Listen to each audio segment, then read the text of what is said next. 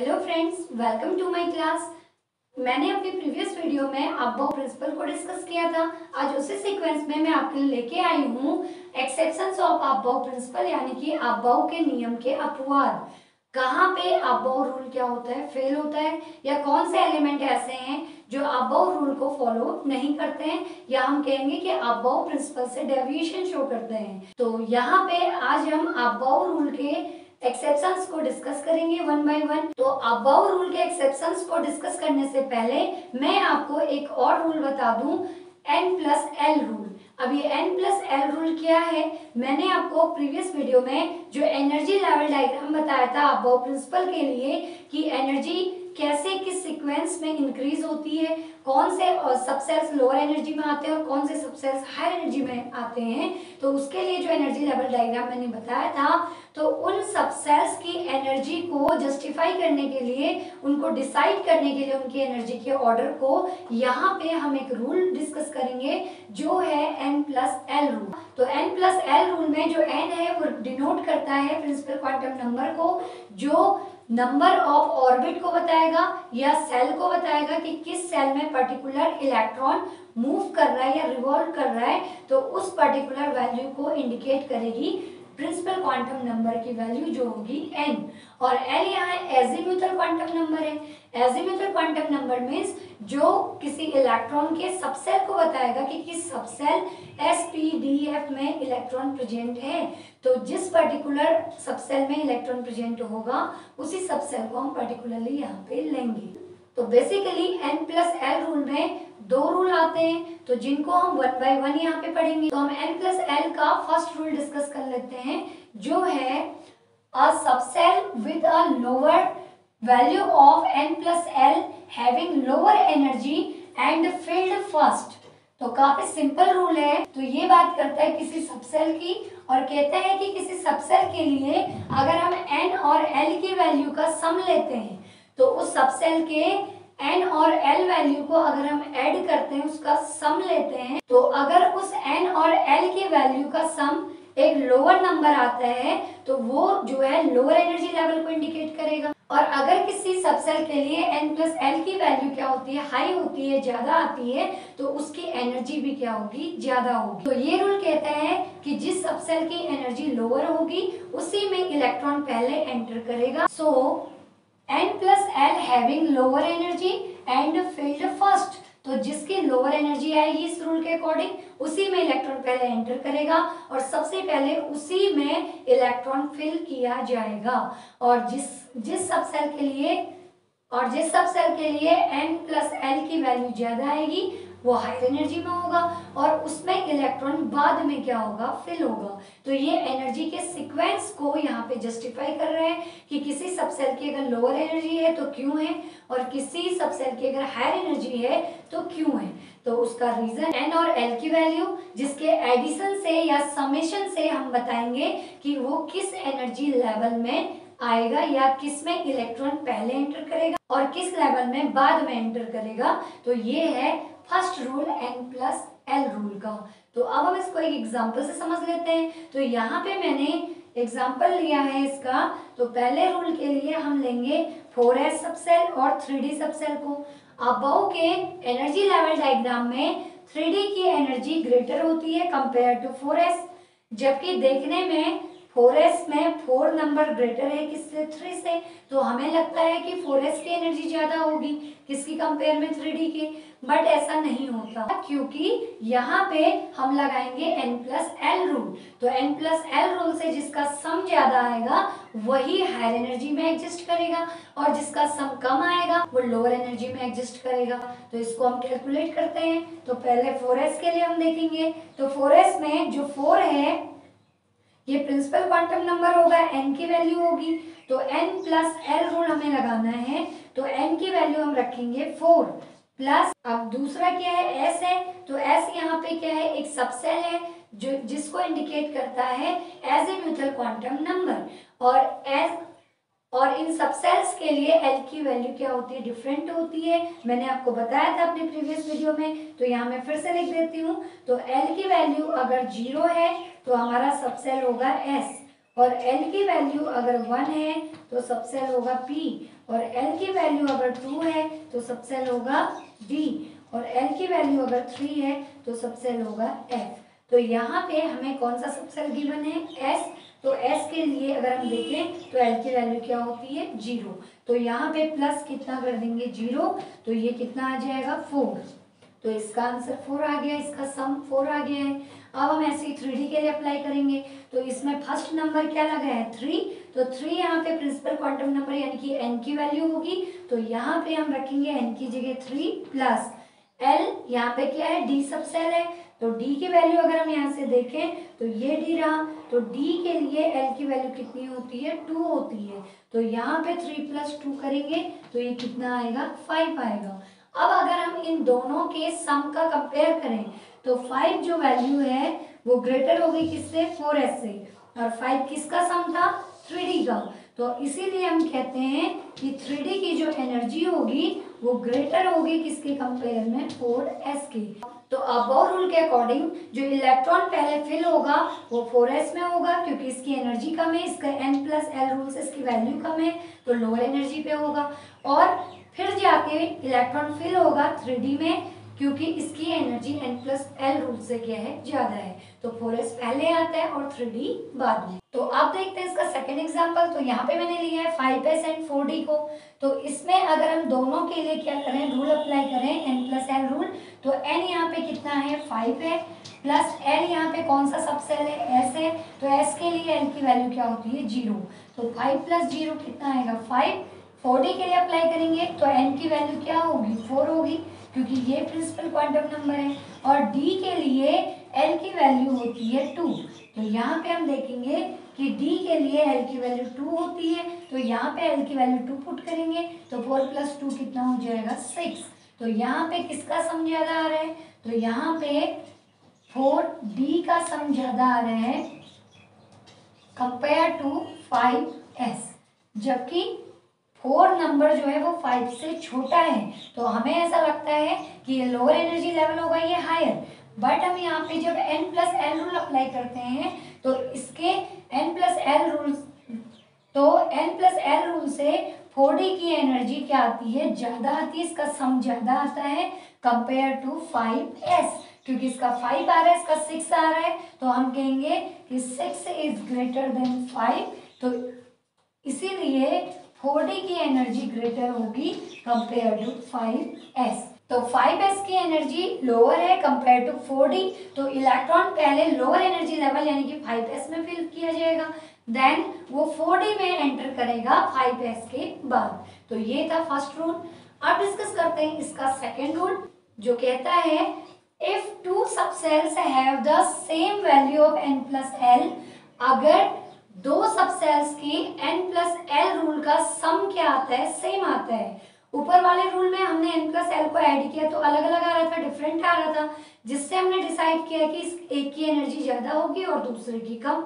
But second rule कह रहा है कि अगर किन्हीं 2 सबसेल को हम एग्जांपल में लें और दोनों सबसेल्स के लिए n+l रूल से उनका सम क्या आता है? सेम आता है, इक्वल आता है। The subshell with the lower value of n possesses lower energy and filled first. इसके अकॉर्डिंग अगर 2 सबसेल्स के लिए n+l रूल से इनका सम इक्वल आता है तो उस टाइम पे हम देखेंगे n की वैल्यू को, ओनली n की वैल्यू। तो n की वैल्यू जिसकी ज्यादा होगी वो हायर एनर्जी में होगा और जिसके लिए n की वैल्यू कम होगी उसकी एनर्जी भी क्या होगी? लोअर होगी।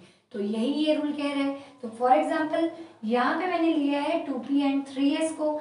अब ये 2p एंड 3s में किसकी एनर्जी ज्यादा होगी इसको डिसाइड करने के लिए हम सेकंड रूल लगाएंगे। तो पहले तो हम n+l रूल लगा लेते हैं। तो 2p के लिए तो इन 2 सबसेल्स में किसकी एनर्जी ग्रेटर होगी और किसकी लोअर होगी इसको डिसाइड करने के लिए पहले हम लगाएंगे n+l रूल। तो इसके लिए n की वैल्यू कितनी हो जाएगी? 2 प्लस n+l रूल हम यहाँ पे शो कर रहे हैं। और यहाँ पे कौन सा सबसेल है? p है। तो p के लिए l की वैल्यू कितनी होती है? 1। तो यहाँ पे 1 रखेंगे तो 2 + 1 = कितना आ जाएगा? 3। अब ऐसे ही हम 3s के लिए लेंगे, तो 3s के लिए जो n की वैल्यू है वो 3 है, तो ऑलरेडी 3 रखेंगे, और 3 के साथ s सब सेल है, तो s के लिए l की वैल्यू कितनी होती है 0, तो यहाँ पे 0 पुट करेंगे, तो 3 प्लस 0 भी कितना आएगा 3। तो ये एक ऐसी कंडीशन आ गई कि दोनों के लिए n प्लस l रूल लगाने पे सम क्या आ गया, रिजल्ट क्या आ गया, सेम आ गया। अब कैसे डिसाइड होगा कि कौन हायर एनर्जी में और कौन लोअर, तो इसी के लिए वो कह रहा है कि हमें n की वैल्यू को फोकस करना है, तो दोनों में n की वैल्यू देखें, क्योंकि n प्लस एल रूल से तो सेम आ रहा है, तो इसका n देखें तो कितना है 2, और इसके लिए n की वैल्यू देखें तो क्या है 3, तो यहाँ पे 3 इज ग्रेटर देन 2, तो इसीलिए हम कहेंगे कि 3 वाले जिसके लिए n की वैल्यू ज्यादा होगी उसी की एनर्जी भी क्या होगी, हाई होगी, और हाई एनर्जी होगी तो इलेक्ट्रॉन बाद में एंटर करेगा। अब जिसके लिए n की वैल्यू कम होगी, जैसे कि 2p में जो 2 है इसकी वैल्यू 3 से क्या है, लेस है, तो इसलिए हम कहेंगे कि ये जो होगा, ये 2p वाला जो होगा वो लीस्ट एनर्जी में होगा, और 3s वाला क्या होगा, हायर एनर्जी में होगा। तो अबव के अकॉर्डिंग इलेक्ट्रॉन्स की जो फिलिंग होगी वो पहले लोअर एनर्जी 2p में होगी, और उसके बाद इलेक्ट्रॉन किस में एंटर करेगा, 3s में। तो ये था सेकंड रूल। तो इसमें आपको बस इतना समझना है कि अगर हम दो सब सेल्स को ले रहे हैं और उन दो सब सेल्स में n प्लस एल रूल लगाने पे वैल्यू सेम आ रही है, तो उस टाइम पे हम फोकस करेंगे n की वैल्यू पे। तो n की वैल्यू अगर ज्यादा है तो वो डिसाइड करेगी कि उसकी एनर्जी भी ज्यादा होगी, और n की वैल्यू कम है तो उसकी एनर्जी भी क्या होगी, कम होगी। तो अबव प्रिंसिपल के एक्सेप्शंस को समझने के लिए हम यहाँ पे मेनली 2 एग्जांपल्स लेते हैं जो काफी एग्जाम में पूछे जाते हैं। तो यहाँ पे हम लेते हैं एक तो क्रोमियम Cr जिसका एटॉमिक नंबर होता है 24, और सेकेंड हम लेते हैं यहाँ पे कॉपर जिसका एटॉमिक नंबर होता है 29। तो ये दो तो सिंपल एग्जाम्पल हैं एक्सेप्शंस के अबव प्रिंसिपल के। तो इसके अलावा कई और भी एग्जाम्पल्स पीरियोडिक टेबल में हैं, एलिमेंट्स हैं जो अबव प्रिंसिपल को फॉलो नहीं करते हैं, या हम कहेंगे कि जिनके इलेक्ट्रॉनिक कॉन्फ़िगरेशन में अबव रूल फॉलो नहीं होता है, तो वो एलिमेंट डेविएशन शो करते हैं अबव प्रिंसिपल से। जैसे सिल्वर है, गोल्ड है, प्लैटिनम है, एक्सेट्रा। ऐसे कई एलिमेंट हैं इसके अलावा भी जो अबव प्रिंसिपल से क्या शो करते हैं, डेविएशन। अभी यहाँ पे सिंपल 2 एग्जांपल ले रहे हैं अबव प्रिंसिपल के एक्सेप्शन के, जो सबसे ज्यादा एग्जाम में पूछे जाते हैं और इनका इलेक्ट्रॉनिक कॉन्फ़िगरेशन लिखने को दिया जाता है एग्जाम में। तो यहाँ पे अगर हम इसका इलेक्ट्रॉनिक कॉन्फ़िगरेशन करेंगे अबव रूल के अकॉर्डिंग, तो ये होगा क्रोमियम का 24 है, यानी कि क्रोमियम में इलेक्ट्रॉन भी कितने प्रेजेंट है, 24। तो जब हम इसका इलेक्ट्रॉनिक कॉन्फ़िगरेशन करेंगे तो हम इसको अबव के अकॉर्डिंग इलेक्ट्रॉन्स को एनर्जी के इंक्रीजिंग ऑर्डर में क्या करेंगे, फिल करेंगे। तो इसके अकॉर्डिंग ये हो जाएगा 1s2 2s2 2p6 3s2 3p6 4s1 and 3d5। तो ये इसका अबव के अकॉर्डिंग क्या होगा, कॉन्फ़िगरेशन होगा। काउंट कर लेते हैं। पहले s ऑर्बिटल है, s में मैक्सिमम 2 इलेक्ट्रॉन आ सकते हैं, तो 2 यहाँ हमने फिल किए। 2s में भी s है तो मैक्सिमम 2 ही इलेक्ट्रॉन आएंगे। p में 3 ऑर्बिटल्स होते हैं, हमने क्वांटम नंबर्स में पढ़ा था, तो 3 में मैक्सिमम इलेक्ट्रॉन, एक ऑर्बिटल में 2 इलेक्ट्रॉन आते हैं, तो यहाँ 3 ऑर्बिटल में मैक्सिमम कितने होंगे 6, और फिर s में 2, p में फिर से 6, s में 1 एंड d में 5। तो d में 5 इसलिए क्योंकि d में मैक्सिमम 10 इलेक्ट्रॉन यहाँ पे आ सकते हैं, लेकिन हमें रिक्वायरमेंट है केवल कितने इलेक्ट्रॉन्स की, 24। हमें 24 इलेक्ट्रॉन्स ही फिल करने हैं, तो हम यहाँ पे काउंटिंग करेंगे। तो 2 4 10 12 18 19 और 19 प्लस 5 24। तो ये है क्रोमियम का इलेक्ट्रॉनिक कॉन्फ़िगरेशन। यहाँ पे जो हम एक्सेप्शन डिस्कस कर रहे हैं वो लास्ट के ऑर्बिटल में हमें वैलेंस शेल में देखने को मिलता है, जो नॉर्मली होना चाहिए था अबव के according 4s2 and 3d4। Above के अकॉर्डिंग ये कॉन्फ़िगरेशन, बाकी तो सेम रहेगा, इतना कॉन्फ़िगरेशन सेम रहेगा, लेकिन लास्ट के ऑर्बिटल्स का कॉन्फ़िगरेशन होना चाहिए था ये, क्योंकि अबव के अकॉर्डिंग तब तक इलेक्ट्रॉन हाई लेवल में एंटर नहीं करेगा जब तक lower energy level completely filled नहीं होगा। तो एस में मैक्सिमम इलेक्ट्रॉन कितने आ सकते हैं 2। तो अबव के अकॉर्डिंग पहले एस में 2 इलेक्ट्रॉन पूरे फिल होंगे, फिर जाके बचे हुए इलेक्ट्रॉन जो रिमेनिंग इलेक्ट्रॉन्स हैं वो एंटर करेंगे 3D में। लेकिन यहाँ पे ऐसा नहीं है, यहाँ पे 4s में कंप्लीट इलेक्ट्रॉन फील्ड नहीं है, केवल 1 इलेक्ट्रॉन फील्ड है, जबकि मैक्सिमम लिमिट 2 है। और डी में 5 इलेक्ट्रॉन यहाँ पे क्या है फील्ड है। तो ऐसा क्यों? यही एक्सेप्शन है अबव प्रिंसिपल का। अबव के अकॉर्डिंग कॉन्फ़िगरेशन ये था, बट कॉन्फ़िगरेशन इसका राइट कॉन्फ़िगरेशन जो है, जो हम इसका करेक्ट कॉन्फ़िगरेशन लेते हैं वो ये लेते हैं, वो ये ना हो करके क्या होता है ये। अब ऐसा क्यों हुआ इसका रीजन हमें समझना है। तो रीजन इसका क्या है कि जो 3D सबसेल है तो डी में कितने ऑर्बिटल प्रेजेंट होते हैं? 5 ऑर्बिटल्स प्रेजेंट होते हैं, 1 2 3 4 5। तो 5 ऑर्बिटल में मैक्सिमम इलेक्ट्रॉन कितने आते हैं? 10। तो जब मैं इसमें पहले 5 इलेक्ट्रॉन्स को फिल करूं, या पहले हम अबव के अकॉर्डिंग 4 इलेक्ट्रॉन्स को फिल करें, तो ये 4 इलेक्ट्रॉन में एक ऑर्बिटल वैकेंट रह जा रहे हैं। एक ऑर्बिटल वैकेंट रहेगा तो ये अनसिमेट्रिकली फिल्ड है, इसमें सिमेट्री नहीं आएगी इलेक्ट्रॉन्स की फिलिंग में। और अगर सिमेट्री है तो सिमेट्री जो होती है वो स्टेबिलिटी को बढ़ाती है। तो यहाँ पे जो 3D4 वाली सिचुएशन है उसमें अनसिमेट्रिकली इलेक्ट्रॉन फील्ड होते हैं, एक वैकेंट रह जाता है, जिससे इसकी स्टेबिलिटी क्या हो जाती है? कम हो जाती है। तो ये एक्स्ट्रा स्टेबिलिटी को गेन करने के लिए, अपनी स्टेबिलिटी को बढ़ाने के लिए क्या करता है, जो 2 से एक इलेक्ट्रॉन जंप कर जाता है कहाँ? 3D में। तो 3D में अगर एक इलेक्ट्रॉन जंप करेगा तो 3D में 5 इलेक्ट्रॉन हो जाएंगे और 4s में कितने बचेंगे? 1। तो ये हो जाएगा इसका राइट कॉन्फ़िगरेशन। और ऑर्बिटल में शो करेंगे तो 1 2 3 4 5। तो 5 इलेक्ट्रॉन जब इसमें फील्ड होंगे तो ये सिमेट्रिकली फील्ड होंगे। तो सिमेट्रिकली हर एक बॉक्स में एक एक इलेक्ट्रॉन फील्ड होगा। तो सिमेट्री आने से इसकी स्टेबिलिटी भी क्या हो जाएगी? बढ़ जाएगी, इंक्रीज हो जाएगी। तो इसी एक्स्ट्रा स्टेबिलिटी को गेन करने के लिए ये 4s का इलेक्ट्रॉन जंप कर जाएगा 3D में। तो ये अबव के रूल को फॉलो नहीं कर रहा है, तो इसीलिए हम इसको कहते हैं एक्सेप्शन ऑफ अबव प्रिंसिपल। अब मैं आपको एक चीज बता दूं कि ये जो डी ऑर्बिटल है इसमें मैक्सिमम इलेक्ट्रॉन 10 है, तो या तो 5 इलेक्ट्रॉन्स इसको स्टेबिलिटी देंगे हाफ फील्ड एग्जैक्ट, या फिर जब ये क्या होंगे, ये इस तरीके से फुली फील्ड होंगे 1 2 3 4 5 6 7 8 9 10। तो अब ये क्या है? ये है half filled condition, half filled condition. और ये कैसी है? ये है fully filled, fully filled condition. इन दो कंडीशन में ही ये जो डी ऑर्बिटल्स होते हैं मोर स्टेबिलिटी को गेन करते हैं। या तो हाफ फील्ड में ये सिमेट्रिकल होंगे या ये फुली फील्ड में क्या होंगे? सिमेट्रिकल होंगे। तो सिमेट्री जब इनमें होगी तो सिमेट्री जो करती है इनकी स्टेबिलिटी को बढ़ा देती है। तो सिमेट्री से स्टेबिलिटी बढ़ेगी, तो इसीलिए ये इस टाइप का कॉन्फ़िगरेशन शो ना करके इस टाइप का कॉन्फ़िगरेशन क्या करेंगे? शो करेंगे to gain extra stability, extra stability को गेन करने के लिए। अब सेकंड एग्जांपल देख लेते हैं कॉपर। इसका एटॉमिक नंबर है 29। तो इसके लिए भी हम क्रोमियम की तरह ही इलेक्ट्रॉनिक कॉन्फ़िगरेशन लिखेंगे अबव के अकॉर्डिंग, जो होगा 1s2 2s2 2p6 3s2 3p6 4s1 3d10। तो ये जो आउटरमोस्ट सेल होती हैं चाहे क्रोमियम में चाहे कॉपर में, तो इनको हम कहते हैं वैलेंस सेल। तो valence shell means outermost cell.